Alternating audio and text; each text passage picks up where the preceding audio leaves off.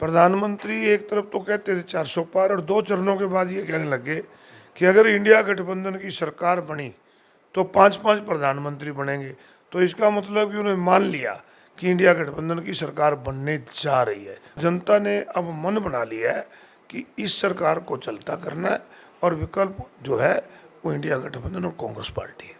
दोस्तों नमस्कार, मैं हूं सुरेंद्र नैन और आप देख रहे हैं भारत पोस्ट। इस वक्त हम धर्मनगरी कुरुक्षेत्र में हैं और मेरे साथ आप देख सकते हैं कांग्रेस के वरिष्ठ नेता, कई दफ़ा हरियाणा के मंत्री रह चुके हैं और हरियाणा विधानसभा के स्पीकर भी रह चुके हैं, अशोक अरोड़ा जी है। अरोड़ा साहब, जिस तरीके से कहीं ना कहें कि चुनाव नज़दीक आता जा रहा है, अगर मैं कल की बात करूँ तो आपका नॉमिनेशन भी है जो आपके इंडिया अलायंस के यहाँ उम्मीदवार सुशील गुप्ता, किस तरीके का प्रचार आपका चल रहा है? ये पूरे हरियाणा प्रदेश के अंदर जो इंडिया गठबंधन का प्रचार पूरे जोरों पे है। हमारी सारी सीटें डिक्लेयर हो चुकी हैं और आज से ही नेता प्रतिपक्ष और पार्टी के प्रदेश के अध्यक्ष आज उन्होंने सोनीपत में नामांकन पत्र भरवाया और फिर उसके बाद करनाल में, कल पहले अम्बाड़ा में और बाद में कुरुक्षेत्र में नामांकन पत्र भरा जाएगा। पूरे हरियाणा प्रदेश में इस प्रकार 6 तक नॉमिनेशन है। सारे नॉमिनेशन पूरे हो जाने के बाद पूरा प्रचार जोरों पे हो जाएगा। और जहाँ तक लोकल लेवल की बात है, पूरी कांग्रेस पार्टी के नेता अपने अपने क्षेत्र में प्रचार पे लगे हुए हैं और आज हवा ऐसी है कि मैं मान के चलता हूँ कि इंडिया गठबंधन अच्छी पोजीशन में इस देश के अंदर है।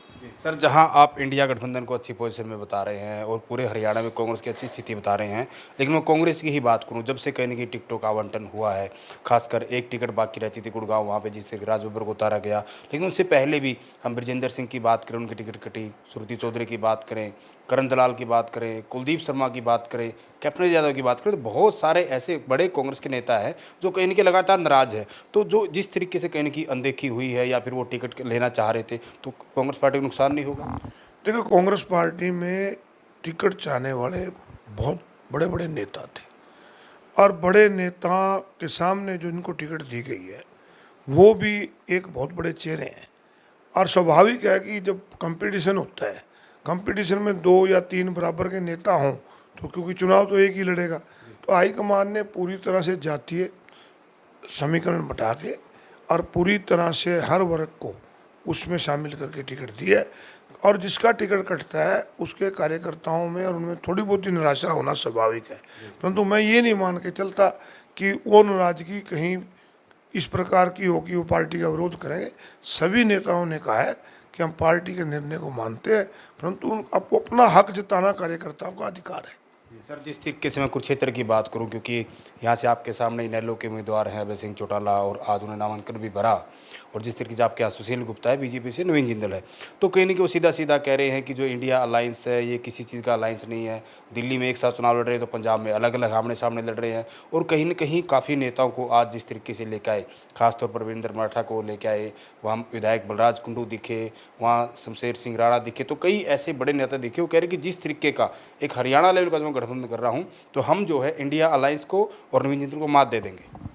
देखिए, हर पार्टी का अपना चुनाव होता है, हर पार्टी अपने लिए जोर लगाती है, परंतु जहाँ तक आपने गठबंधन की बात की, ये गठबंधन पहले भी कई बार अलग अलग स्टेट्स में होते आए हैं, ऐसी कोई बात नहीं है, परंतु इंडिया गठबंधन ही आज लोगों की नज़रों में एक सक्षम विकल्प है।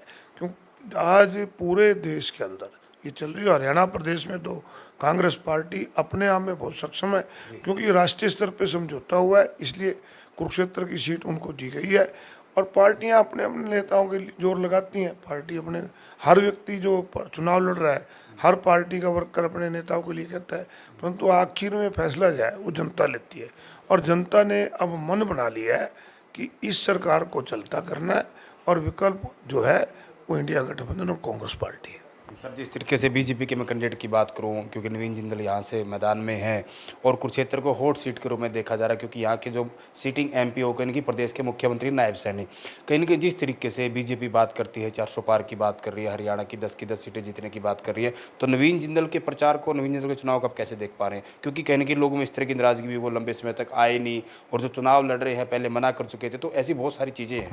देखिए, मैं पहले तो आपका जो 400 पार का कहते थे, तो कहीं ना कहीं प्रधानमंत्री के मन में जो है एक शंका पैदा हो गई।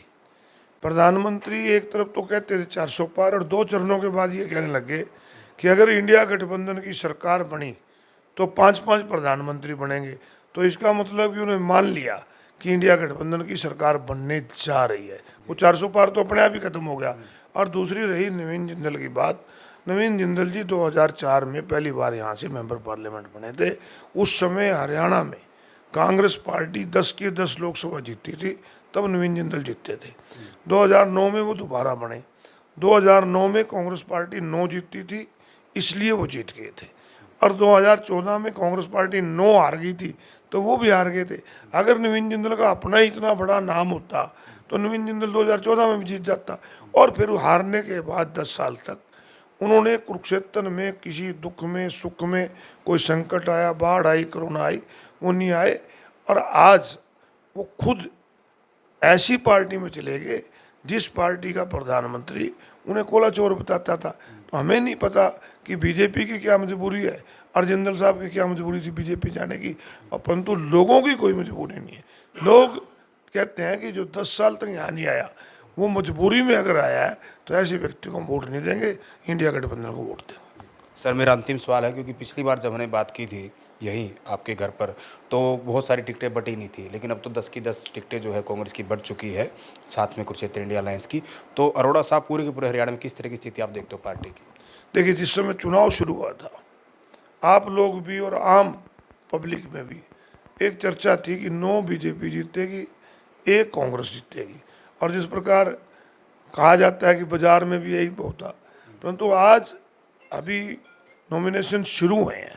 आज लोग ये कहने लग गए हैं कि 5 कांग्रेस जीतेगी और 5 गठबंधन जीतेगा और 5 वो जीतेगी। परंतु 25 मई को जब वो मोल पड़े वोट पड़ेगी तो कहते हैं ना, खरबूजे को देख के खरबूजा रंग बदलता है। वो जो 5 मान के लोग चलते हैं बीजेपी जीतेगी, वो भी बीजेपी आ रहेगी और 10 की 10 सीटें इंडिया गठबंधन जीतेगी। शुक्रिया अरोड़ा साहब बातचीत करने के लिए। तो ये थे कांग्रेस के वरिष्ठ नेता अशोक कुमार अरोड़ा, जिन्होंने सभी मुद्दों को लेकर हमारे साथ बात की। और ख़ास तौर पर अशोक अरोड़ा का दावा है कि जिस तरीके से कांग्रेस हाईकमान ने, कांग्रेस ने जो कहीं न कहीं 9 टिकटों का वितरण किया है, क्योंकि अगर हम एक सीट की बात करें तो गठबंधन के हिस्से है, इंडिया अलायंस के हिस्से है, यहाँ पे कांग्रेस और आम आदमी मिलकर चुनाव लड़ रहे हैं। तो अरोड़ा साहब का साफ तौर पर कहना है कि 10 की 10 सीटें जो हैं हरियाणा में वो इंडिया अलायंस जीतेगा। आखिर आपको क्या लगता है, हरियाणा में लोकसभा चुनाव में क्या कुछ स्थिति रहने वाली है? कमेंट के माध्यम से अपनी प्रतिक्रिया जरूर दें।